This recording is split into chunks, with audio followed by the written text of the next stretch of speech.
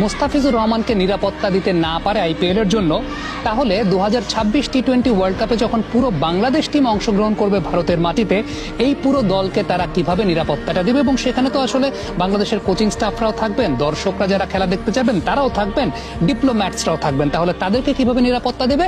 এই জায়গাটায় আমরা কি নিরাপত্তা শঙ্কার প্রশ্নটা তুলতে পারি কিনা? আমাদের ক্রিকেট বোর্ডের সেই গার্ডসটা আছে কিনা যে আমরা এই প্রশ্নটা তুলবো যে আমাদেরকে কি আপনারা নিরাপত্তা দিতে পারবেন? আমরা নিরাপত্তা শঙ্কায় ভুগছি উল্টা, সো টি-20 ওয়ার্ল্ড কাপটা আমরা ইন্ডিয়ার মাটিতে খেলবো না। এটা কি তারা পারবেন কিনা? এটা হচ্ছে প্রথম প্রশ্ন।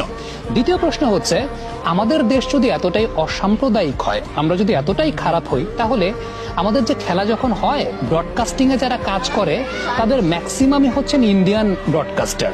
মানে হচ্ছে কমেন্টেটর তো আঞ্জুম চোপড়ারা আসেন, সেই সাথে ব্রডকাস্টিং এ ক্যামেরার পেছনে যে ডিরেক্টররা কাজ করেন, ক্যামেরা ক্রুরা কাজ করে, তার ম্যাক্সিমামই ইন্ডিয়ান।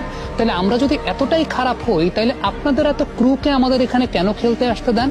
তখন আপনারা নিরাপত্তা শঙ্কায় ভোগেন না? বা তখন আপনাদের কাছে মনে হয় না যে আমরা তো অসাম্প্রদায়িক, তাহলে আমাদের দেশে আপনাদের এত ক্রুকে কেন পাঠাবেন? এই প্রশ্নটাও কিন্তু আসলে করাটা খুবই যৌক্তিক।